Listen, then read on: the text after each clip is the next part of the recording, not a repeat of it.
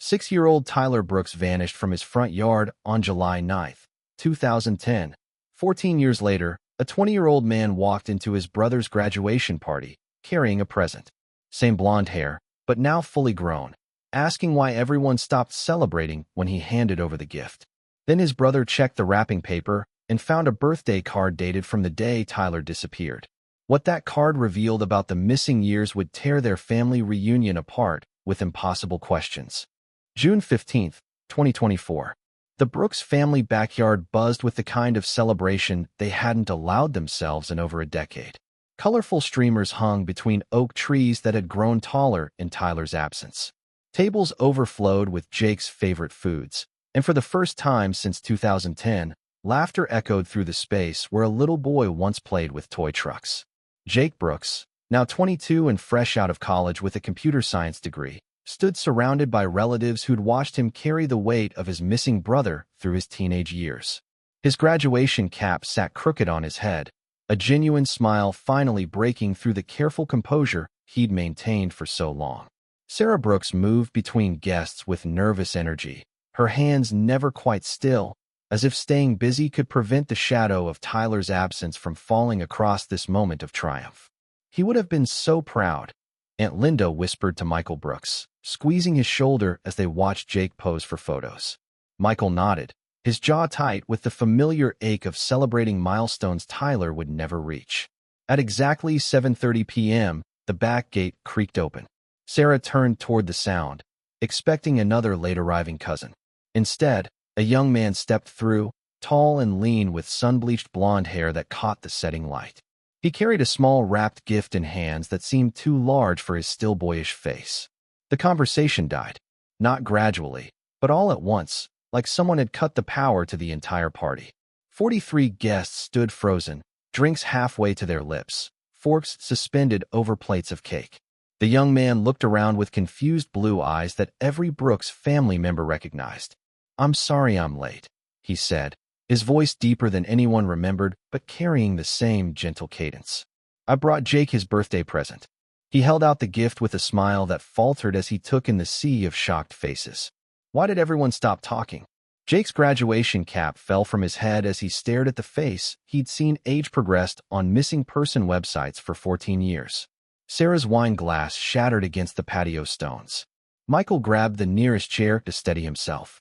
The young man looked directly at Jake. "It's me, Tyler. I know I'm late, but Mom Emma said it was important to give this to you on your special day." Jake's hands trembled as he accepted the gift. The wrapping paper was faded, as if it had been sitting in a drawer for years. Taped to the top was a birthday card with a cartoon dinosaur on the front.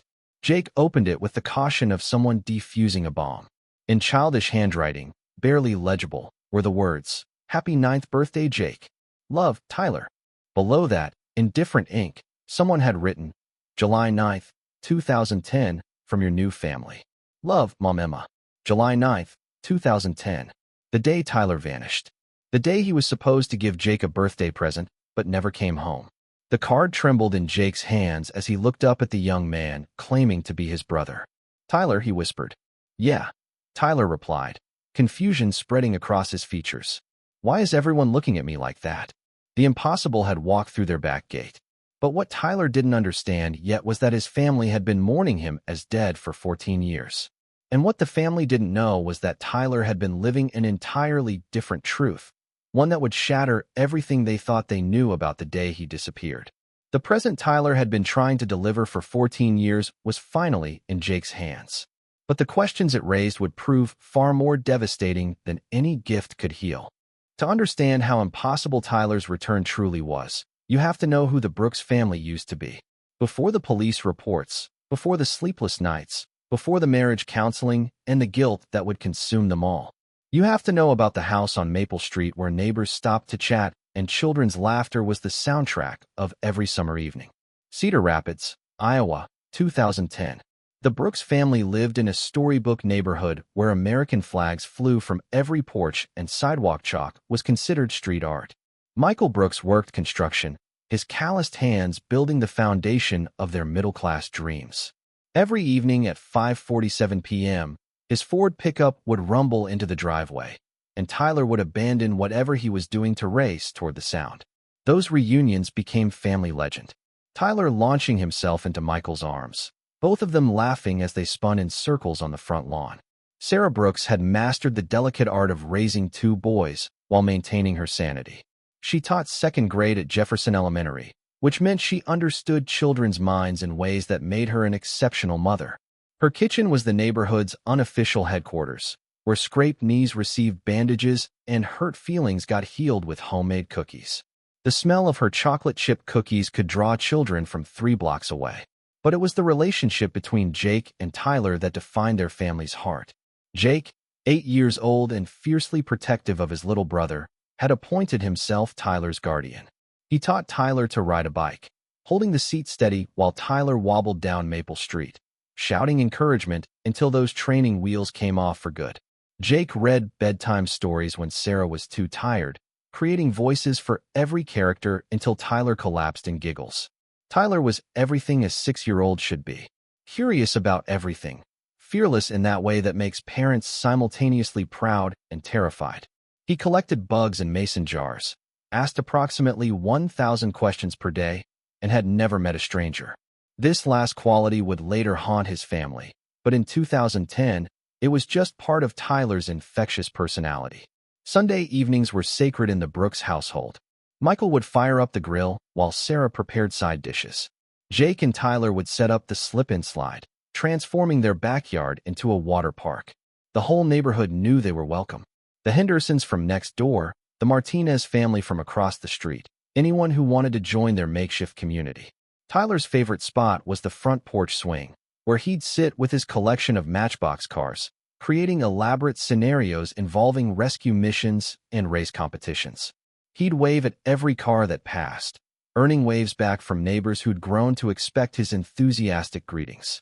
Mrs. Henderson later said Tyler's waves were like sunshine, something that could brighten your entire day without you even realizing it.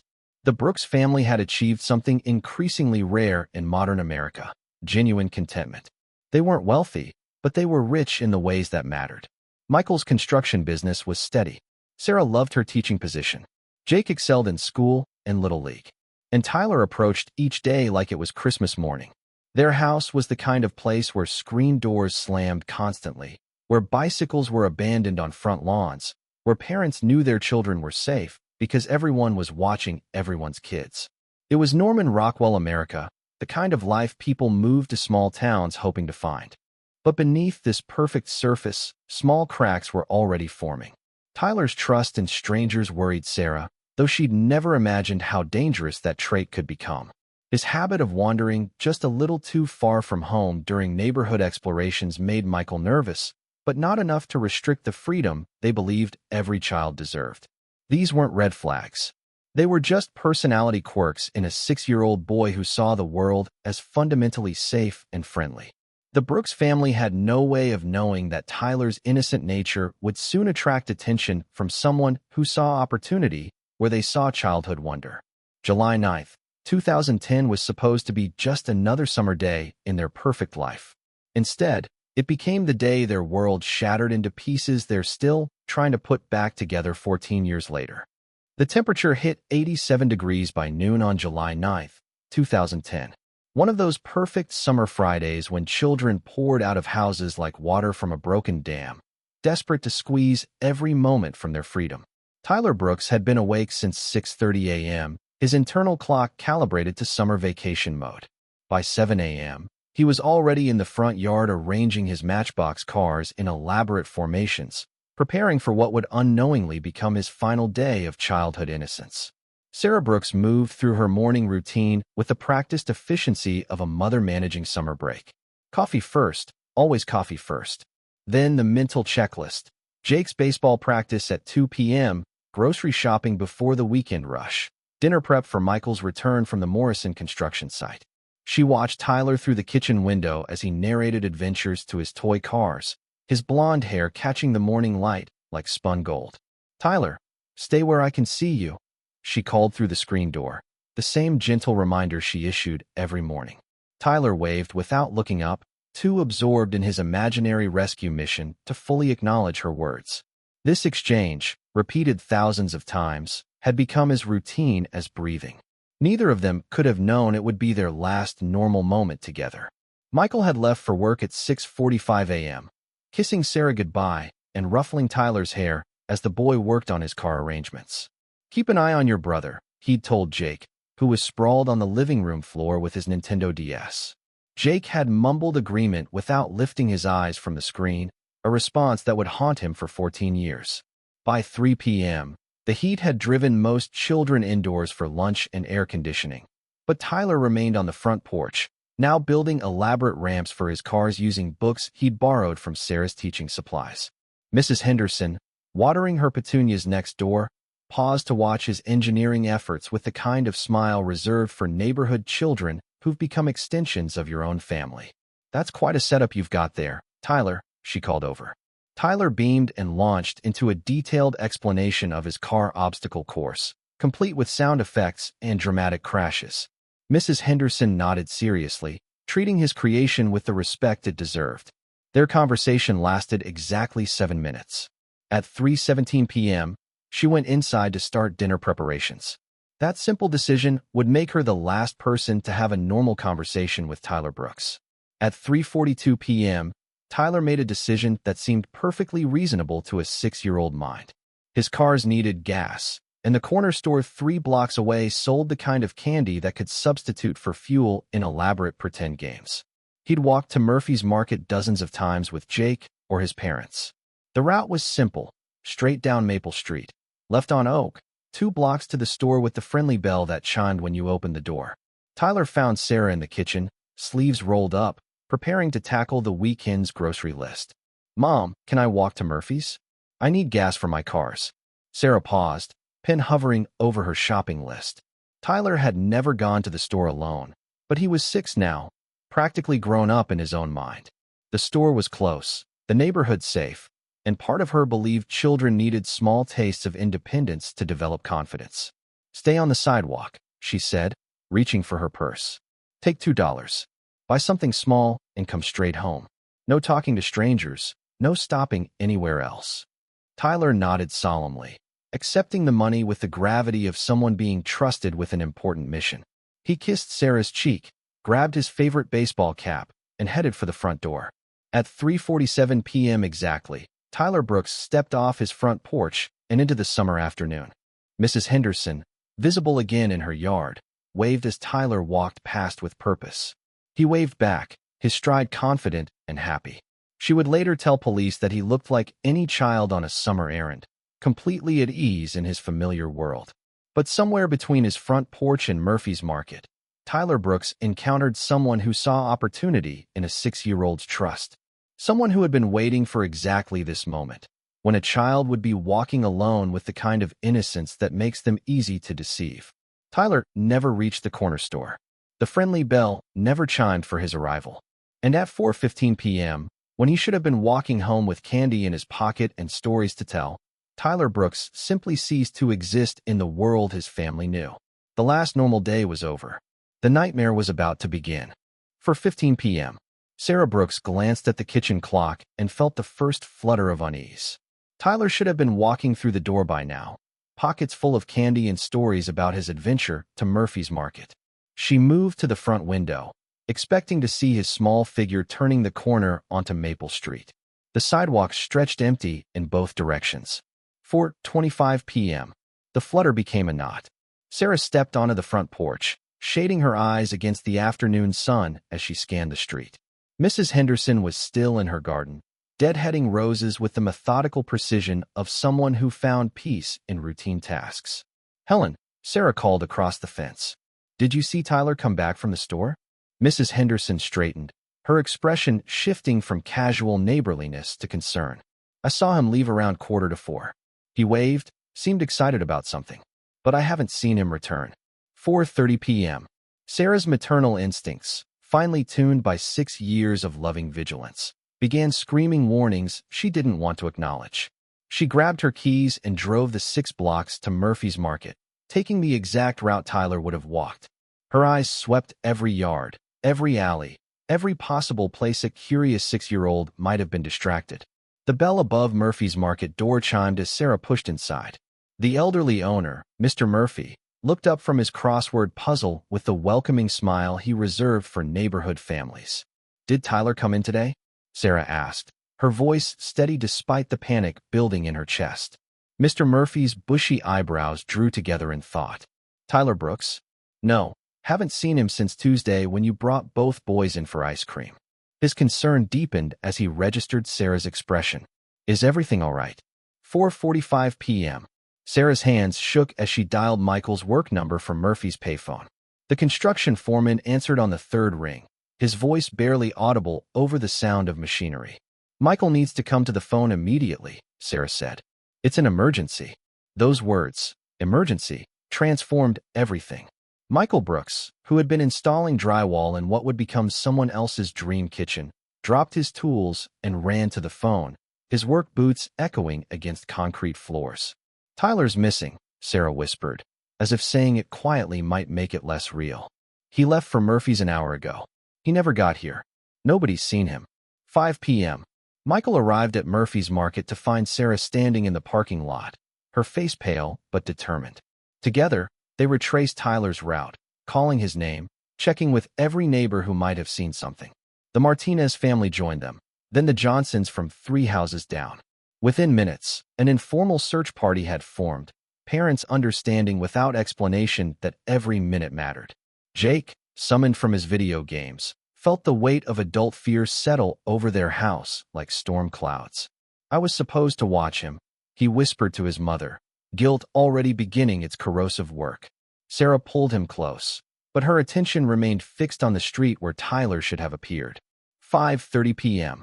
The Cedar Rapids Police Department received a call that would generate thousands of hours of investigation, hundreds of interviews, and 14 years of unanswered questions. Officer Patricia Hendricks, a 20-year veteran who had handled dozens of missing child cases, took the report with professional calm that masked her growing concern. 6-year-old children don't simply vanish from safe neighborhoods in broad daylight. They get distracted, they follow stray dogs, they accept invitations to see someone's new puppy. But they don't disappear without a trace on a 3-block walk to a familiar store. By 6 p.m., the first patrol car had arrived on Maple Street. Officer Hendricks, a mother of 2 herself, immediately recognized the difference between a child who was simply late and a child who was gone. Tyler's Matchbox cars remained arranged on the front porch exactly as he'd left them, waiting for their owner to return from his errand to buy candy gas. The Amber Alert would go out at 8:47 p.m. CNN would pick up the story by midnight. Tyler's photograph would appear on milk cartons, missing person websites, and Facebook pages across the country. But none of that would bring back the little boy who had walked out of his yard at 3:47 p.m. and simply vanished into the summer air. Somewhere between his front door and Murphy's Market, Tyler Brooks had encountered something that removed him from his family's world so completely that even 14 years of searching would uncover only silence. The investigation was about to begin, but the nightmare had already started. By dawn on July 10, 2010, the Brooks family's quiet neighborhood had transformed into a command center that would have impressed military strategists. FBI child abduction rapid deployment teams arrived from Des Moines before sunrise, their black SUVs lined up on Maple Street like a funeral procession nobody wanted to acknowledge. Special Agent Rebecca Martinez had worked 47 child abduction cases in her 8-year career. She knew the statistics that haunted every parent's nightmares. If a child isn't found within the first 24 hours, the chances of recovery drop dramatically. Tyler Brooks had been missing for 16 hours and 33 minutes when she knocked on the Brooks family's front door. The house buzzed with controlled chaos. Phone lines had been installed overnight, manned by volunteers who answered tips ranging from credible sightings to psychic visions. Sarah sat at her kitchen table, the same table where she'd made grocery lists and helped with homework, now surrounded by FBI agents asking questions that felt like accusations wrapped in professional sympathy. "Walk me through Tyler's routine," Agent Martinez said, her voice gentle but precise. "Who did he talk to? Which neighbors knew his schedule? Were there any unusual interactions recently?" Michael paced the living room, his construction workers' hands clenched into fists with nowhere to direct their strength. Outside, search teams combed through every yard, shed, and storm drain within a 2-mile radius.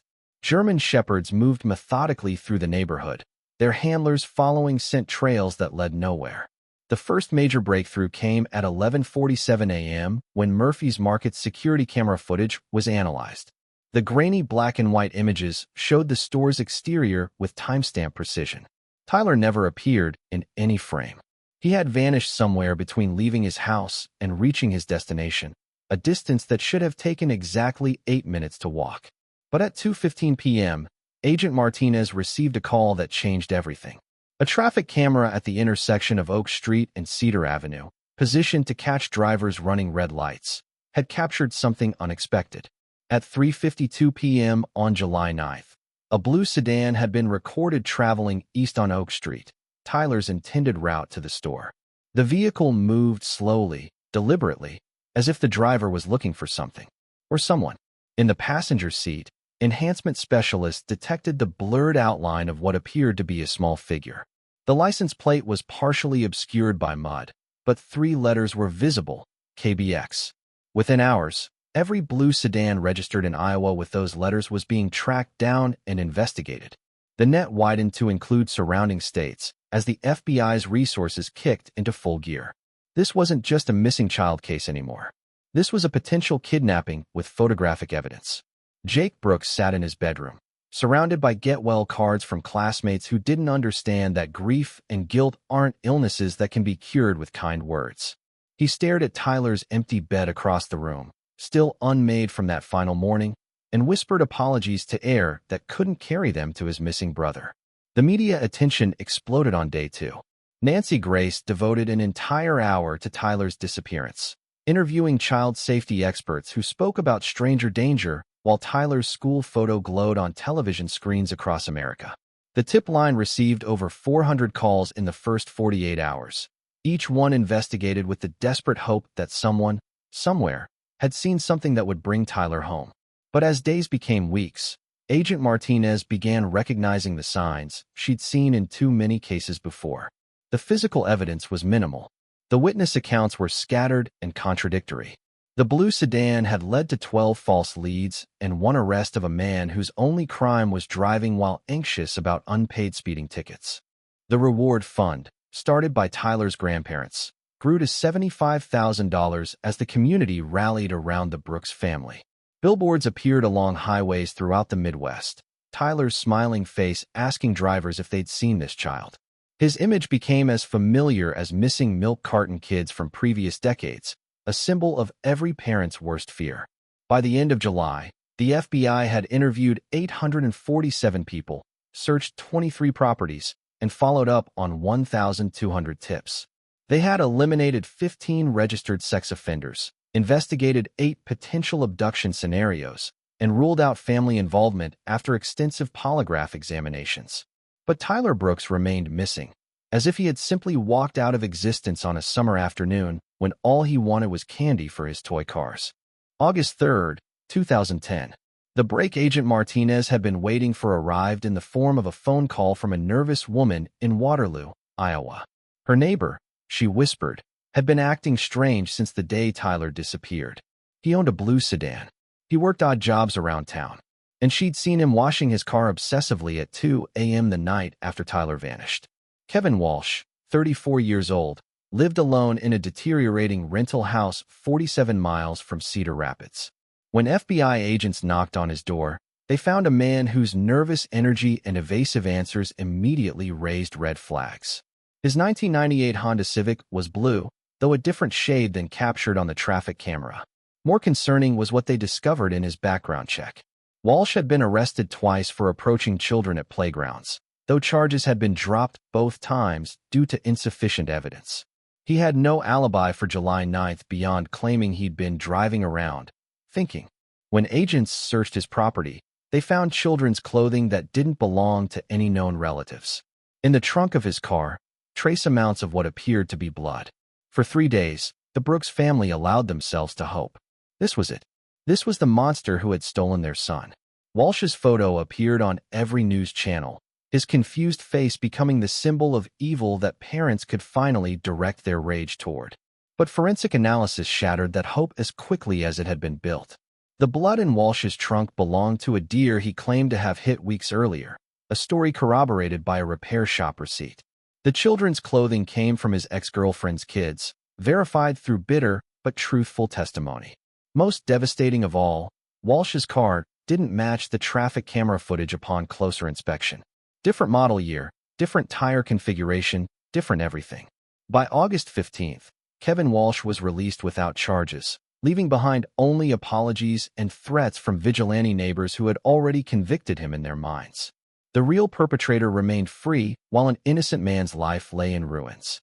The second major suspect emerged in September when a drifter named Marcus Reed was arrested for attempted child abduction in Minnesota. Reed matched the vague description of a man seen near Murphy's Market that afternoon: tall, thin, wearing a baseball cap.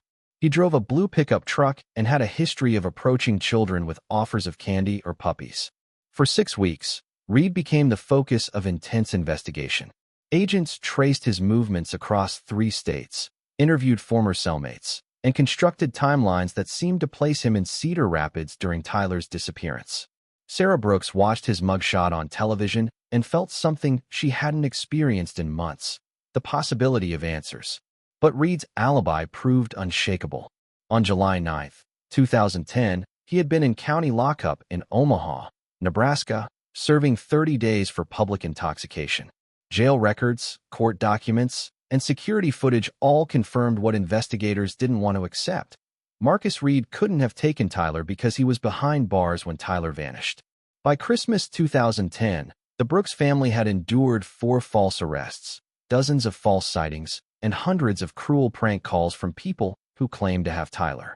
Their marriage had survived the initial crisis, but was beginning to show stress fractures that would take years to heal. Jake, now 9 years old, had developed anxiety attacks that sent him to the nurse's office twice a week. He couldn't sleep without checking door locks, couldn't walk to school without looking over his shoulder, couldn't forgive himself for the video game that had distracted him from his brother's final moments of safety. Michael threw himself into work with the desperate energy of a man trying to outrun his thoughts. Sarah organized search parties that grew smaller each month as community enthusiasm faded into compassionate but distant sympathy. The yellow ribbons on neighborhood trees had begun to fade, and fewer people mentioned Tyler's name when they saw his parents at the grocery store. Agent Martinez knew the statistics. After 6 months without substantial leads, child abduction cases typically transitioned from active investigation to periodic review status. She wasn't ready to give up, but resources were being redirected to newer cases with better prospects for resolution. The last major lead of 2010 came from an anonymous tipster who claimed Tyler was being held by a religious cult in rural Montana. FBI agents investigated for 3 weeks before determining the cult existed only in the imagination of someone seeking attention. As 2011 began, Tyler Brooks had been missing for exactly 6 months. His case file contained over 3,000 pages of reports, witness statements, and dead-end investigations. But Tyler himself remained as elusive as smoke, leaving his family to wonder if they would ever learn what happened to the little boy who had walked out of their lives on a summer afternoon when all he wanted was candy for his toy cars. 14 years is a long time to keep hope alive when hope feels like a cruel joke.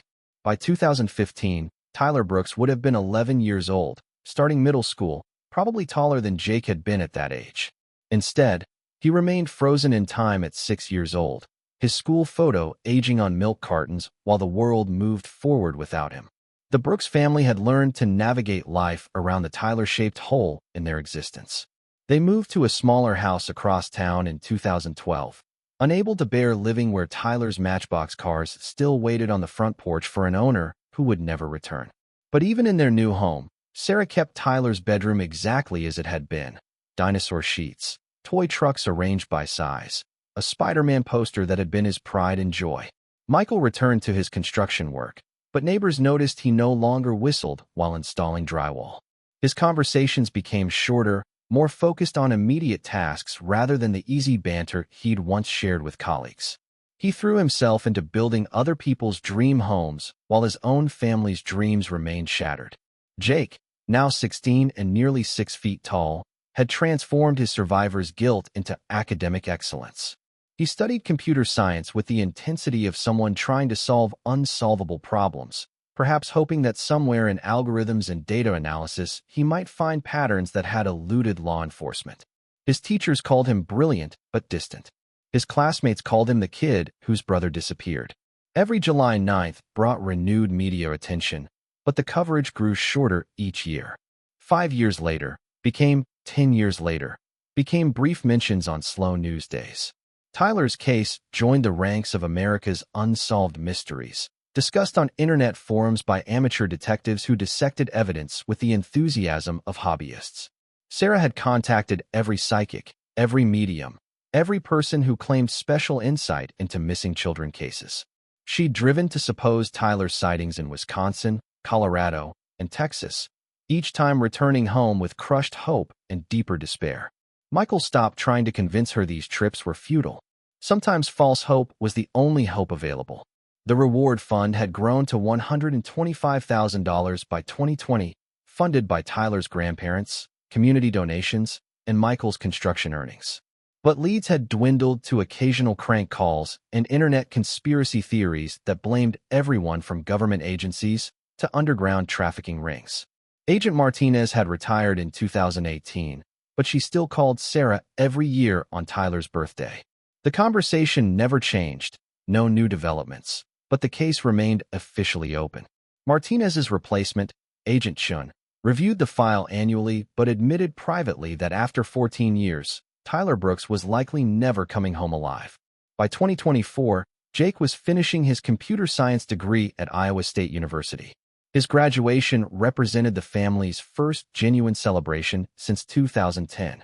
Sarah had initially resisted the idea of a party. How could they celebrate when Tyler wasn't there to share the achievement? But Jake insisted, and eventually his parents agreed that life needed moments of joy, even shadowed ones. As they planned Jake's graduation party, none of them could have imagined that Tyler's story was about to take a turn that would defy every assumption they'd made about his disappearance. 14 years of grief, guilt, and unanswered questions were about to collide with an impossible truth that would redefine everything they thought they knew about the day Tyler vanished.